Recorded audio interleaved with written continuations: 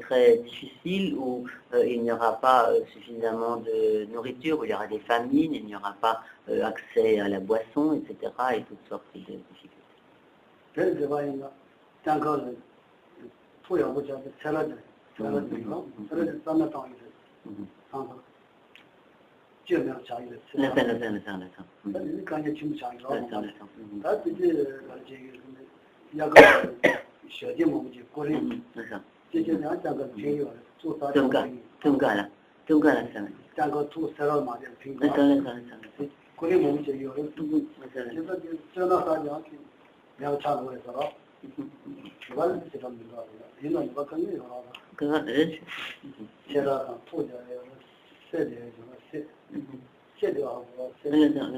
Gelé, voilà, les gelés. Oui.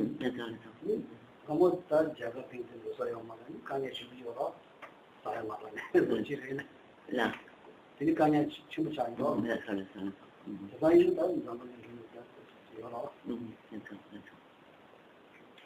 Donc, par exemple, il arrivait au Tibet que parfois, donc, à l'automne, il y avait de la grêle.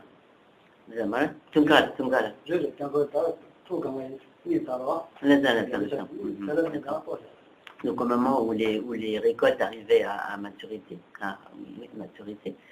il arrivait souvent qu'il y ait de la grêle et qui de ce fait détruisait totalement les récoltes. Et comme le Tibet vivait surtout en autosuffisance, cela entraînait donc des famines, etc. Il pouvait y avoir aussi à certaines périodes des gelées blanches, donc à des moments inopportuns, qui faisaient aussi que cela pouvait endommager. Là.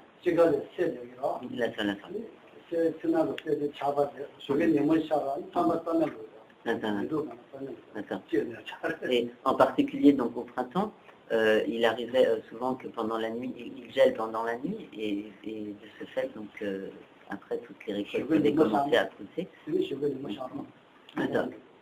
Et donc après la journée, donc le soleil chauffe, mais donc entre-temps, donc tout ce qui était détruit. Brièvement, est-ce que Geshe-la pourrait nous parler des conditions de vie dans l'ancien Grand Cri?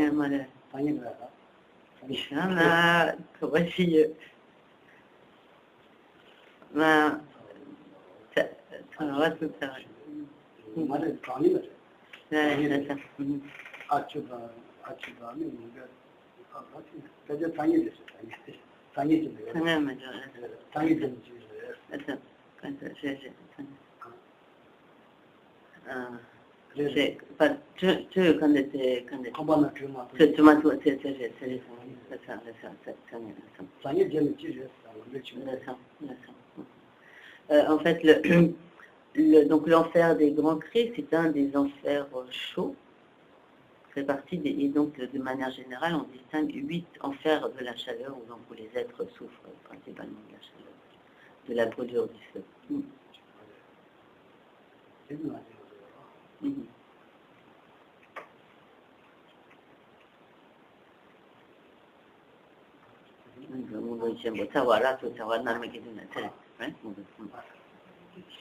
À propos de tes relations familiales, et je m'ai dit que c'est sous l'emprise de l'ignorance.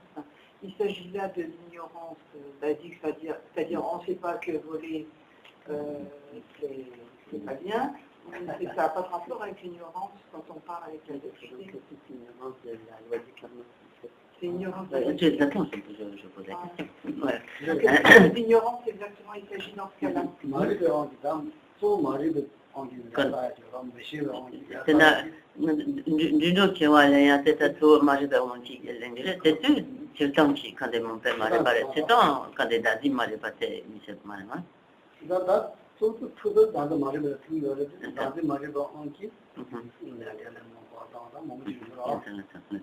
Peut-être sur l'Indien, la montagne, moi, je sais pas.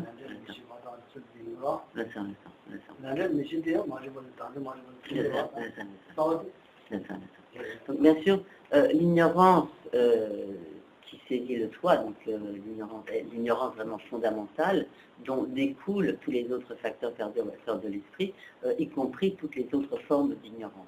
Mais ici, donc précisément, ce qui donc, directement va être donc à l'origine d'une renaissance animale, à ce moment-là, c'est une autre forme d'ignorance, et en particulier donc l'ignorance ayant trait à la loi de cause à effet des actions. Ce qui fait que l'on ne sait pas que accumuler une telle action est une action négative, et du coup, c'était déjà ta question.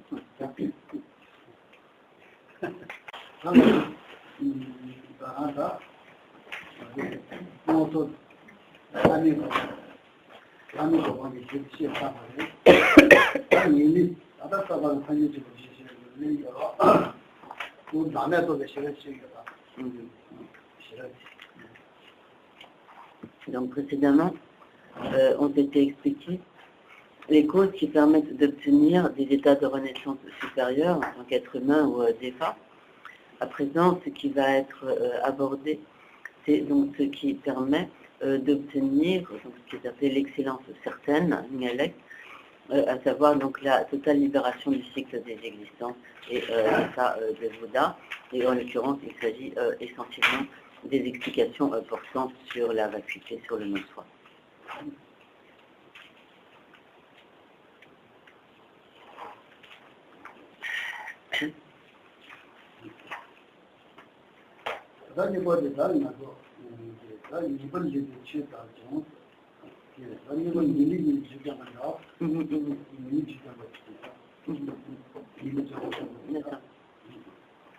Et donc, là,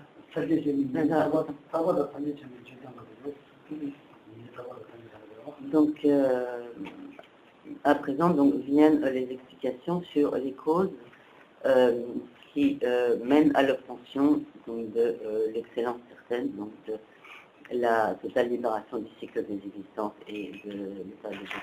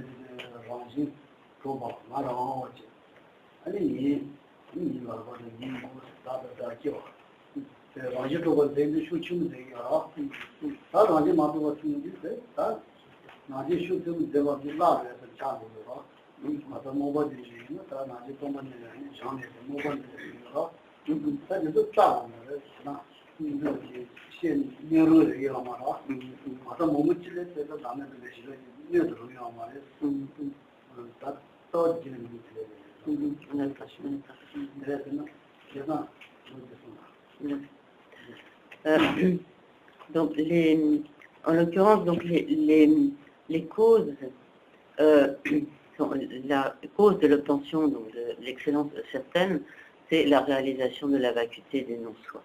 De manière générale, donc comme il est expliqué dans le texte Racine, ce non-soi, donc cette cause qui mène à l'excellence certaine, est extrêmement profonde et subtile.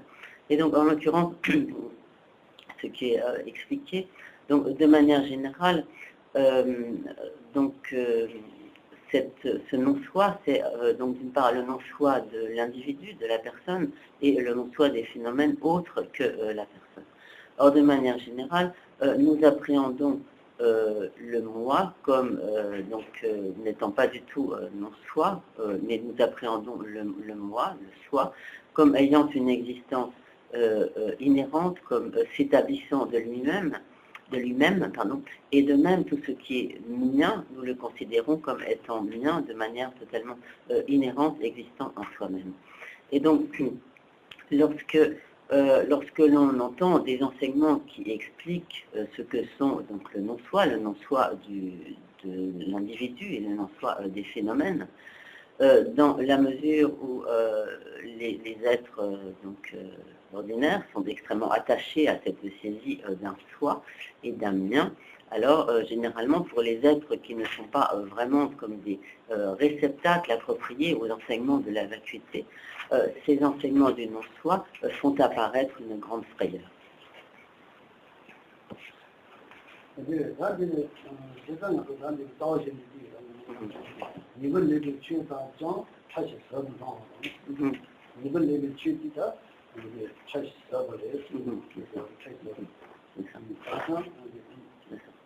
Donc, ainsi, dans le texte Racine, il est énoncé, donc, ces dharmas, donc, cette doctrine ou ces dharmas de l'excellence certaine, donc de la libération et de l'état de Bouddha, paraissent, donc, comme le s'avère en quelque sorte, paraissent, donc, sont subtils et profonds.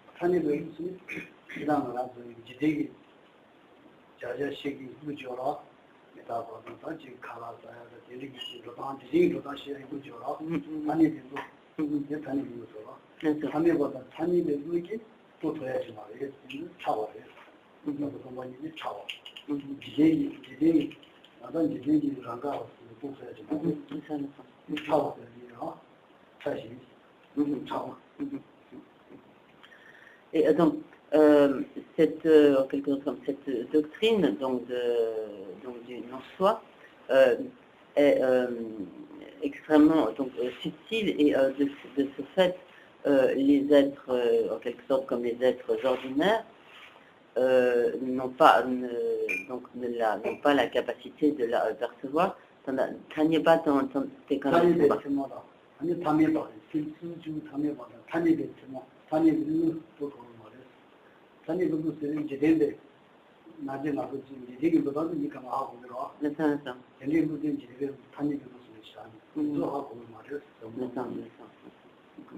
Et donc, donc ce non-soi, ce dharma du non-soi, ne peut pas être perçu ou compris par les êtres qui appréhendent seulement donc le domaine, le monde conventionnel, tel que nous appréhendons donc habituellement au niveau des conventions courantes. Donc les êtres en quelque sorte comme ordinaires qui appréhendent donc seulement comme le monde conventionnel ne peuvent pas percevoir donc ce domaine subtil du non-soi.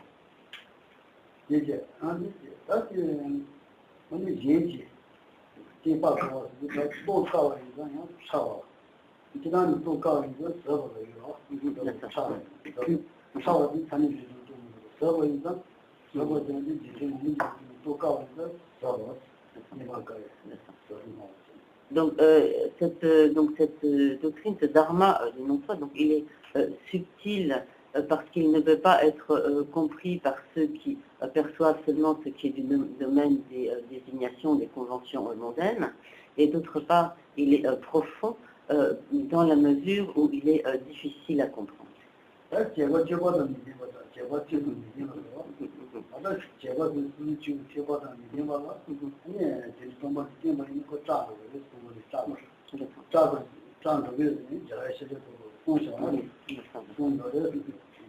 Donc, c'est pourquoi il est dit ensuite, donc, comme les êtres puérils, littéralement, donc il faut entendre par ça, donc les êtres ordinaires, qui n'ont pas donc acquis beaucoup de connaissances, donc qui n'ont pas beaucoup étudié, donc qui n'ont pas beaucoup de connaissances, donc ce dharma donc du non-soi effraie de tels êtres, et c'est ce que le Bouddha lui-même, donc le victorieux, a enseigné. Donc le Bouddha lui-même ainsi a dit que cette doctrine qui est donc subtile et profonde effraie les êtres ordinaires, les êtres puérils, dénués de connaissances.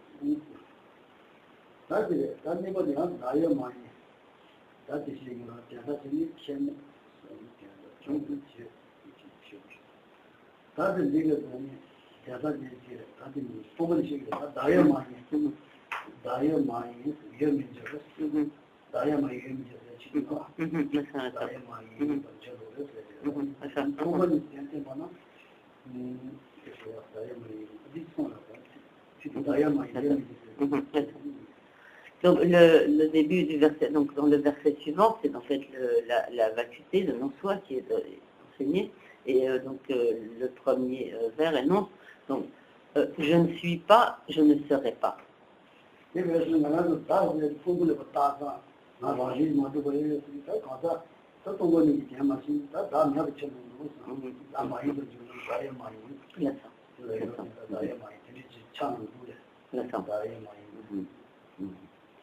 Donc, lorsqu'il est dit ainsi comme je ne suis pas, je ne serai pas, cela en fait fait référence au fait que donc, le je, le soi, n'existe pas de manière inhérente, autonome, indépendante, et le soi n'existe qu'en tant qu'une désignation et en dépendance donc des agrégats psychophysiques qui en constituent la base de désignation.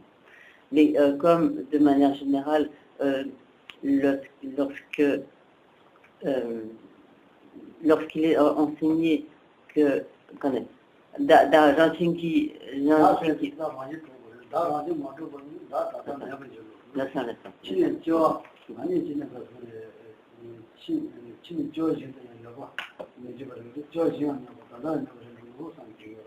là, comme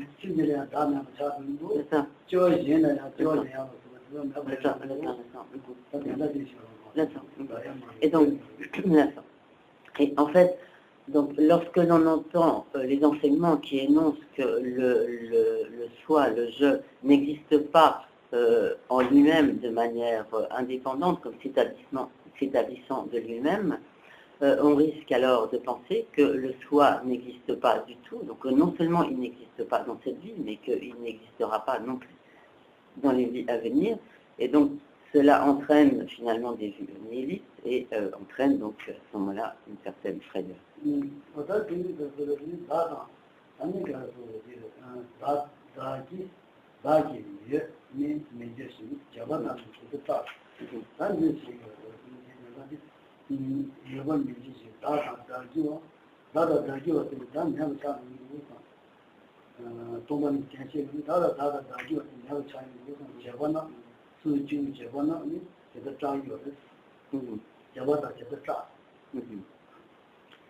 Et donc, à ce moment-là, les êtres ordinaires, donc littéralement les êtres puérils, vont craindre, craindre que donc, non seulement le je n'existe pas du tout, mais également que le mien n'existe pas non plus, qu'il n'existe pas dans le présent et qu'il n'existera pas dans l'avenir.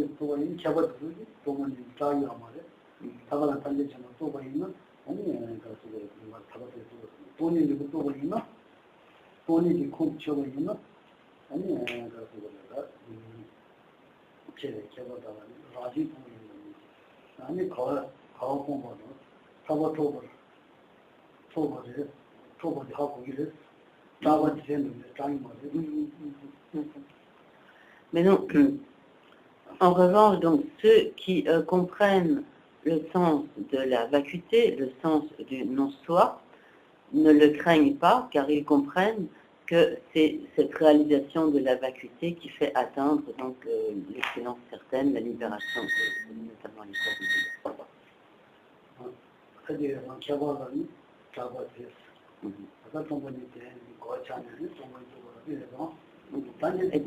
Et donc de ce fait, donc, les sages, c'est-à-dire ceux qui ont compris le sens de la vacuité, ne la craignent pas. Ils ne craignent pas donc le non-soi.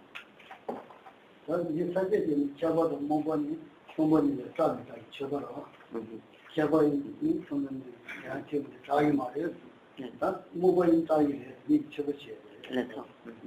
Donc, dans le plan, en fait, de ce texte explique donc ce qui distingue ceux qui ont peur du non-soi et ceux qui n'en ont pas peur. Donc, en ce sens, donc, comme en quelque sorte, ceux qui sont aveuglés, les êtres puérils ou comme ignorants, craignent la vacuité, mais les sages ne la craignent pas, littéralement, donc dans le texte racine.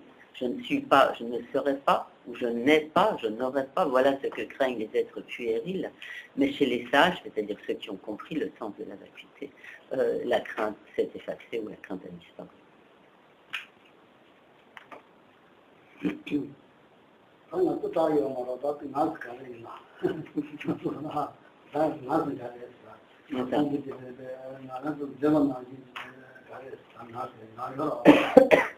Et donc, peut-être que nous ne craignons pas non soi, mais donc demandez-nous, est-ce que le je, le moi, est-ce qu'il est nos agrégats psychophysiques, est-ce qu'il existe tel que nous l'appréhendons, donc il y a tout lieu de nous interroger là-dessus.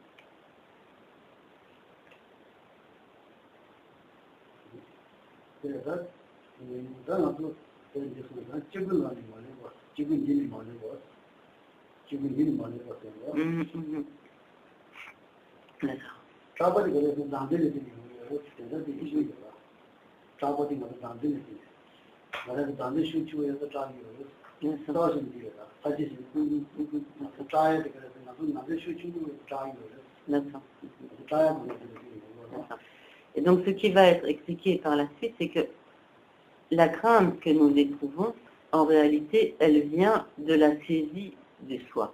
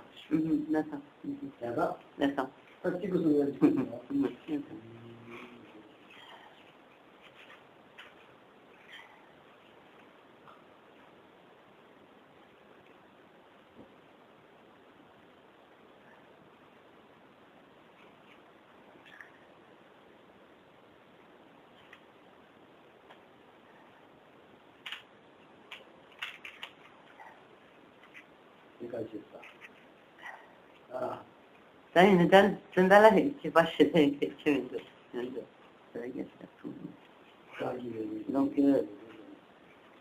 il y a des différences dans les versions, donc, et du coup, ça implique une petite nuance dans l'interprétation, mais sur le fond, ça ne change rien. Non, les notes,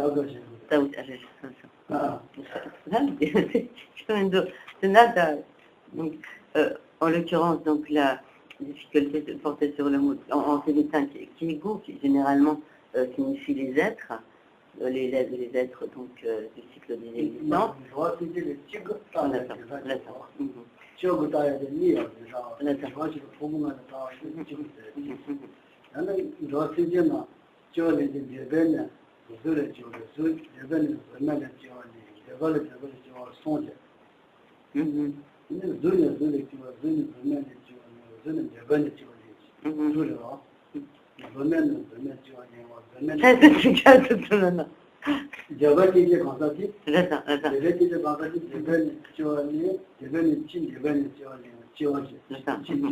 De palais de bas.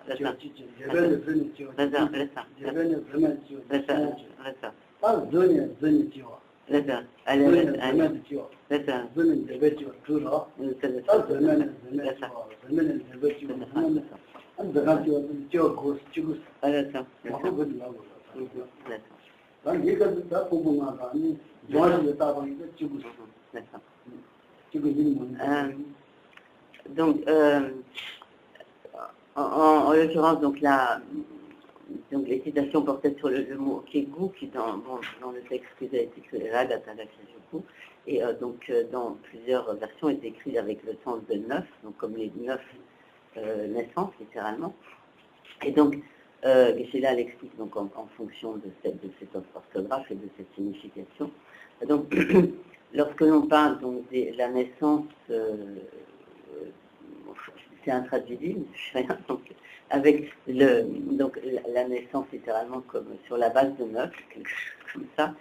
Donc cela se réfère au fait que tous les êtres du cycle des existences existent en tant que désignation, dénomination, donc sur la base des 5 agrégats et des 4 éléments. Donc vous avez compris que 5 et 4 se sont donc, et cela se réfère ainsi, donc les 4 éléments étant donc la terre, l'eau, le feu, l'air.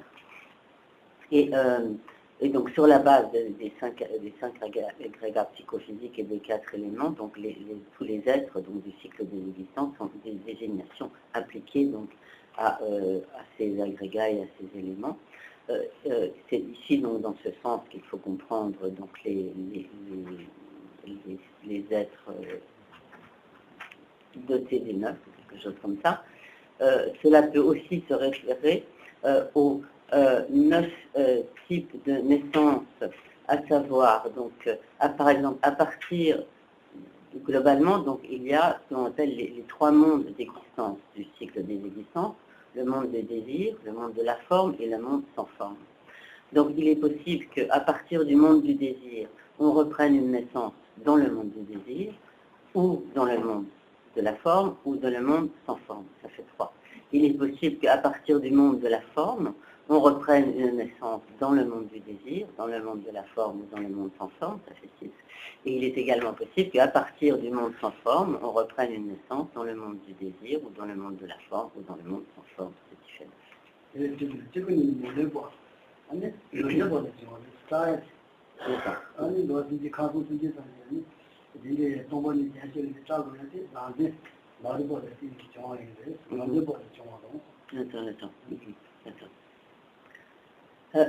Et donc en fait les craintes que connaissent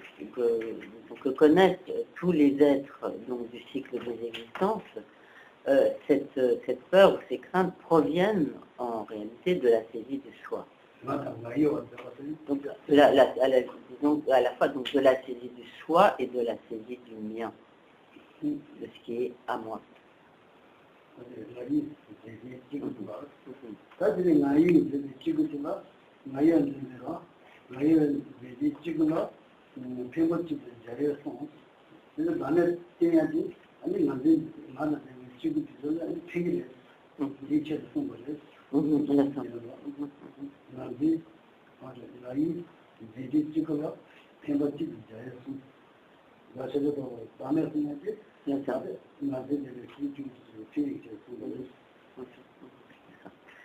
Et donc, le Bouddha a enseigné donc le non-soi avec uniquement afin d'être bénéfique à tous les êtres donc, du cycle des existences qui sont en proie à la saisie du soi et du mien. D'accord. Et donc, autrement dit, le Bouddha a enseigné donc le non-soi afin de libérer tous les êtres du cycle des existences.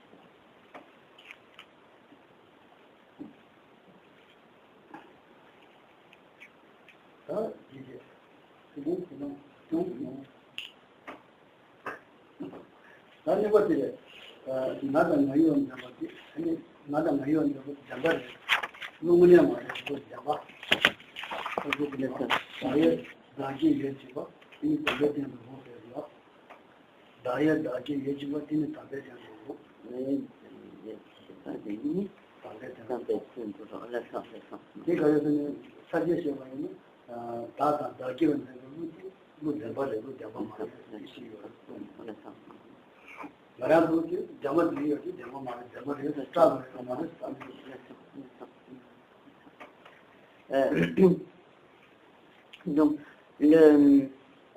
il est ensuite montré donc, que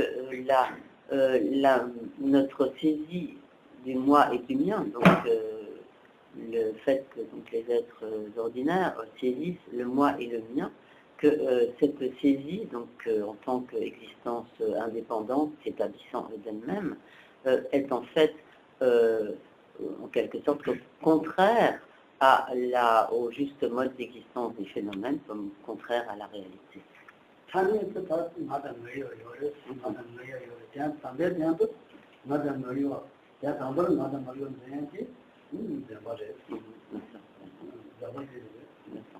Donc, conventionnellement, ou comme donc par désignation, sur le mode de la désignation, le moi et le mien existent, mais ultimement, en tant qu'existant en soi-même, de manière absolue, s'établissant de soi-même, le moi et le mien n'existent pas.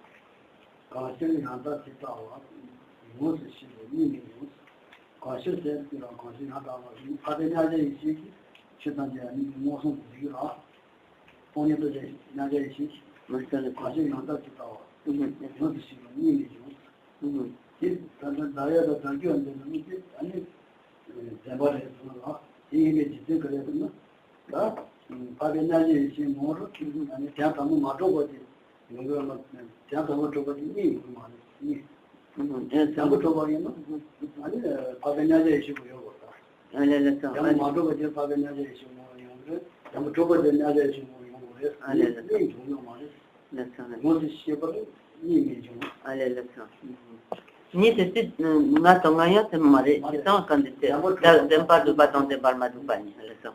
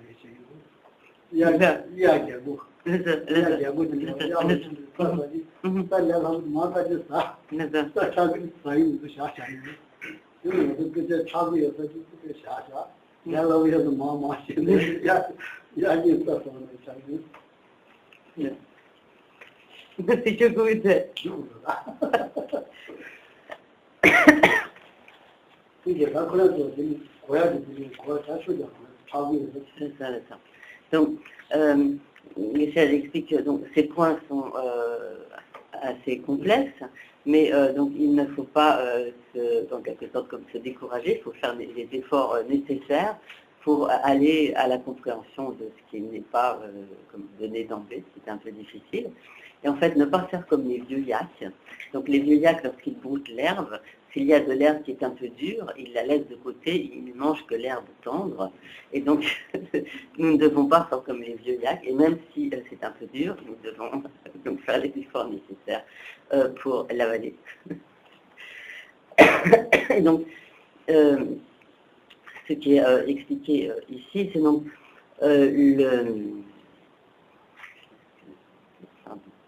du coup, j'ai perdu le fil avec la petite histoire.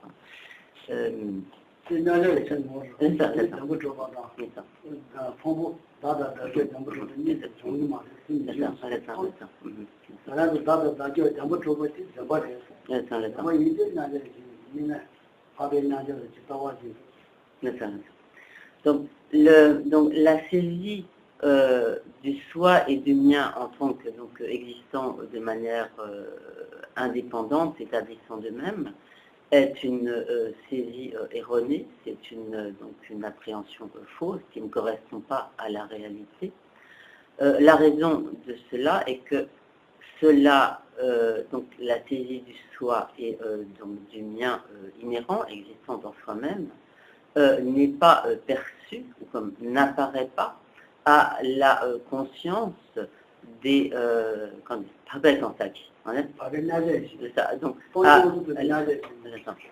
cela n'apparaît pas à la conscience, donc à la perception de la sagesse supérieure des Aryas qui perçoivent directement la vacuité. Donc,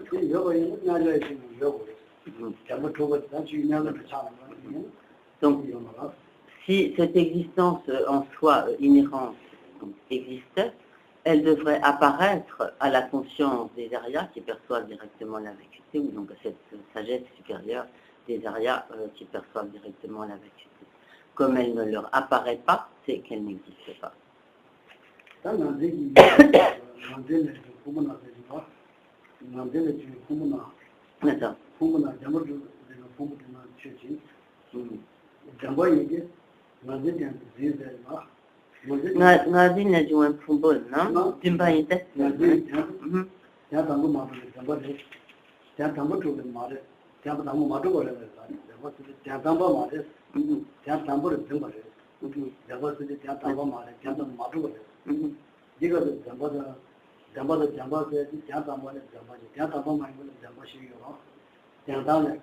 C'est que les connaissances.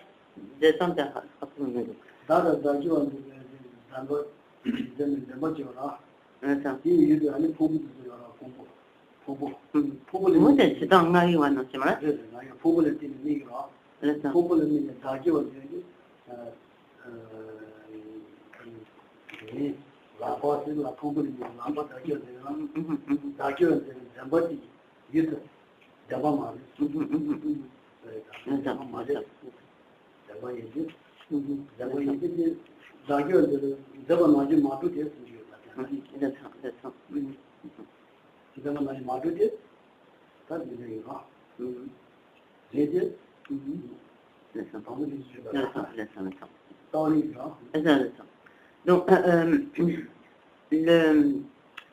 la saisie du mien, qui provient donc de la saisie du soi, est une saisie donc erronée, qui donc ne correspond pas donc à la réalité, au véritable mode d'existence, et donc cela n'existe pas en quelque sorte comme ultimement, de manière donc inhérente. Par exemple, sur la base de la saisie du moi, lorsque nous appréhendons par exemple ma main, cette saisie de ma main qui est dépendante de la saisie inhérente donc, du moi est elle-même donc une saisie inhérente, comme de quelque chose existant en soi-même. Et donc, cette saisie est erronée, elle est mensongère et ne correspond pas donc au véritable mode d'existence. Ça veut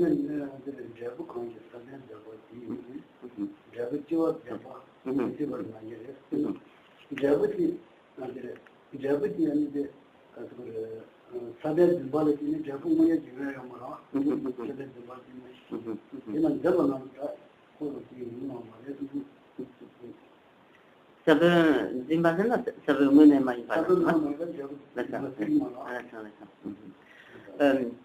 en effet, donc, à partir d'une graine qui serait, donc il est dit littéralement ici comme mensongère, c'est-à-dire une graine qui serait trompeuse, et donc que l'on prendrait pour une graine alors que ce n'est pas véritablement une graine, comment pourrait-il y avoir une production qui soit réelle, qui existe véritablement?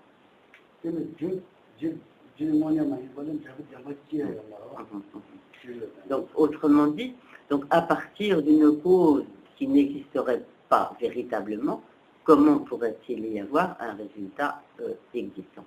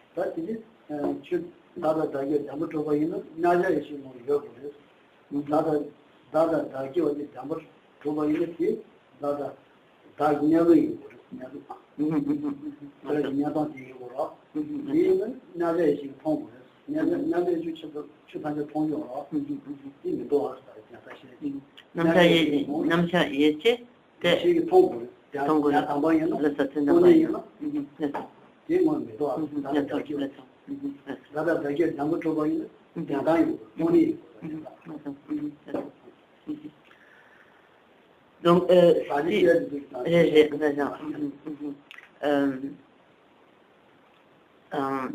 yang siglayan kodon noyachi nyanga yor kata sendambar zuba setu dambar zuba yena dambar zuba yena dada zaki dambar zuba yena raju zuba yena dadi nyali dadi nyali abenyaje ne lukta choko bore ha kadila tane la dinya mutabiti ko da dane ni daye shabra da nyami Donc,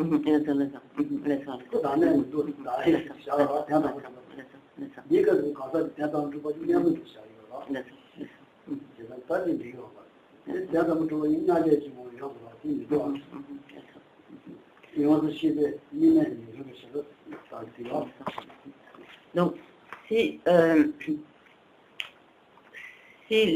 comme disons, le soi et le mien existant comme en soi-même de manière inhérente, si cela était comme le véritable mode d'existence des phénomènes, ou autrement dit comme leur mode d'existence ultime, cela devrait apparaître à la sagesse d'absorption d'un aria, à la sagesse donc d'absorption d'un aria, qui est donc absorbé dans la perception directe de la vacuité et donc qui perçoit donc la nature ultime des phénomènes. Or, cette existence en soi, donc comme indépendante, établie de soi-même, du moi et du mien, cela n'apparaissant pas à cette sagesse de l'absorption d'un aria absorbé dans la perception directe de la vacuité, c'est que cela n'existe pas. Donc il faut bien préciser ici, lorsque l'on parle d'un aria, donc lorsqu'un aria c'est donc on devient un aria lorsque l'on atteint donc cette perception directe de la vacuité, donc qui n'est plus une perception représentative, mais qui est vraiment une perception directe de la vacuité. Donc dans le cas des perceptions d'un Bouddha, cela est différent, car les Bouddhas perçoivent en même temps directement les phénomènes dans leur nature ultime et dans leur nature conventionnelle. Mais lorsque un arya est plongé donc, dans cette absorption de la perception directe de la vacuité, il ne perçoit rien d'autre que cette nature ultime des phénomènes, cette vacuité des phénomènes.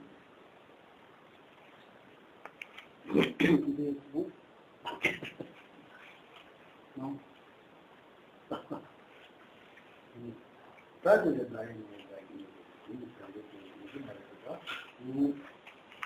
다들 원래 시키는 다들 사실 이게 뻔도 타고도 그냥 뭐 다들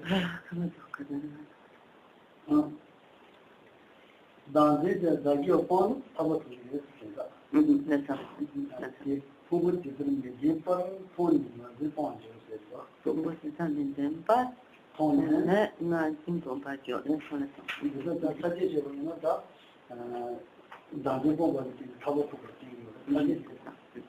Donc, il est alors expliqué que, donc, en abandonnant, en éliminant la saisie du soi, donc, on obtient la libération.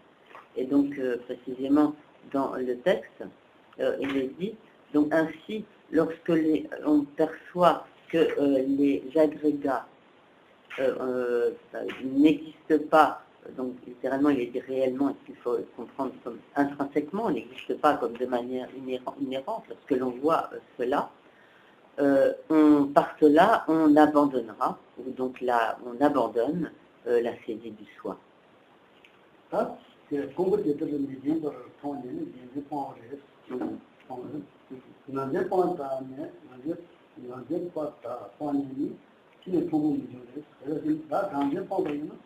아니 타고토라 부모님 정말에 나도 방이래 나한테 보내주네 아주 거래죠 내가 공부 미치는 공부 좀 말이야 진짜 아주 거래지야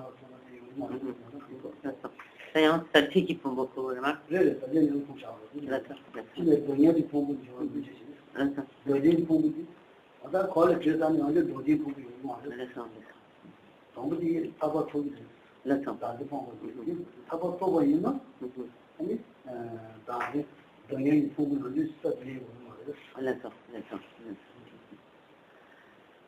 Donc ainsi, lorsque, donc comme il a été dit précédemment, lorsque l'on voit que les agrégats n'existent pas, donc réellement au sens donc de manière inhérente, intrinsèque en eux-mêmes, donc on abandonne ainsi donc la saisie du soi, et grâce à cet abandon de la saisie du soi, on atteint la libération, et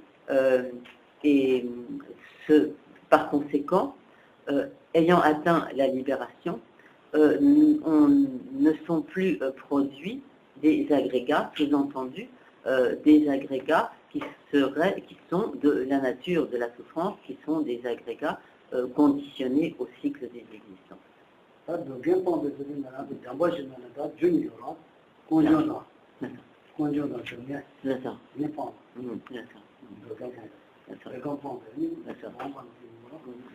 Et donc à ce moment-là, on aura totalement, parmi les 4 exemples de vérité, éliminé les 2 premières vérités qui sont celles qui enchaînent au cycle des existences, à savoir la vérité de la souffrance et la vérité de l'origine de la souffrance. Et donc on ne reprendra plus des agrégats contaminés, soumis donc au conditionnement du cycle des existences.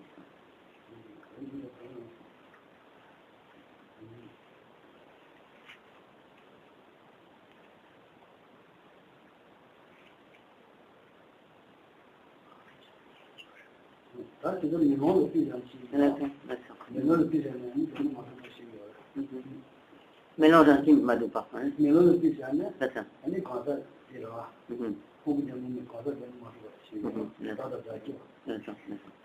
Donc vient ensuite l'exemple du miroir qui est destiné donc à faire comprendre que donc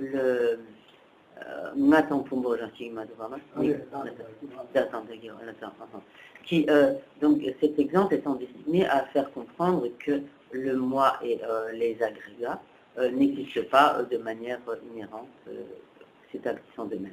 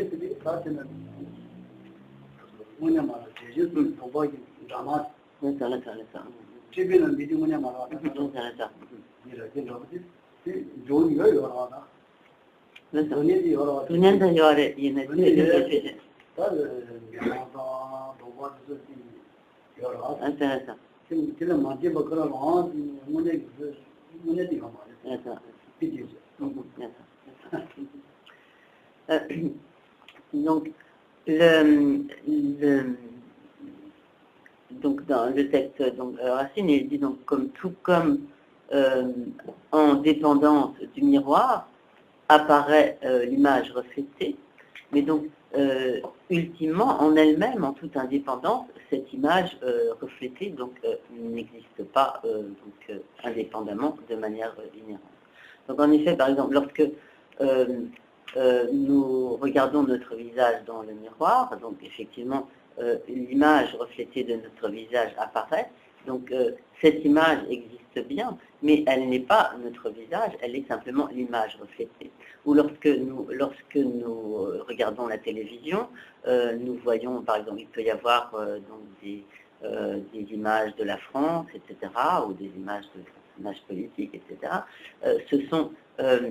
Ce sont bien des images, mais ce n'est pas telle ou telle personne, ce n'est pas non plus telle terre de France, etc., mais ce sont simplement des images, et en ce sens, donc ces images n'existent, donc par exemple, ce qui apparaît ainsi n'existe pas comme en soi, indépendamment de soi-même, de manière inhérente.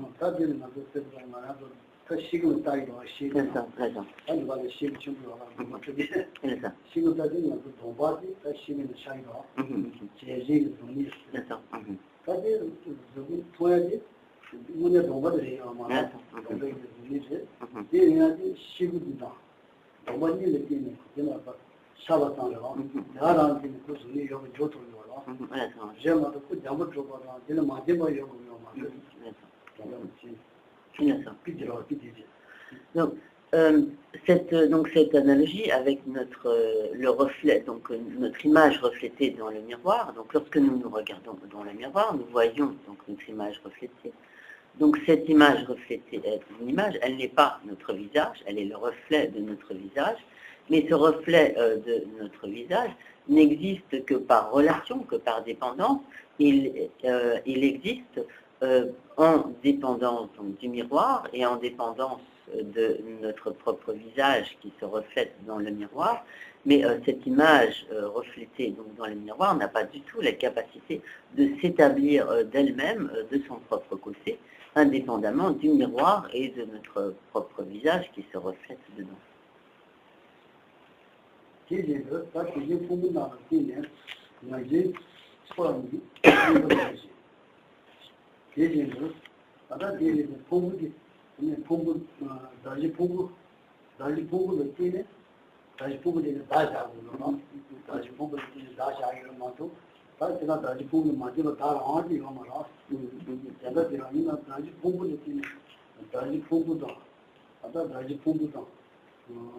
답에 따야기 미워라고 그 때문에 다 자기를 왜냐면 자기를 모르고 그게 이해버리기 자기를 랑이 제지 야단이 나다 제지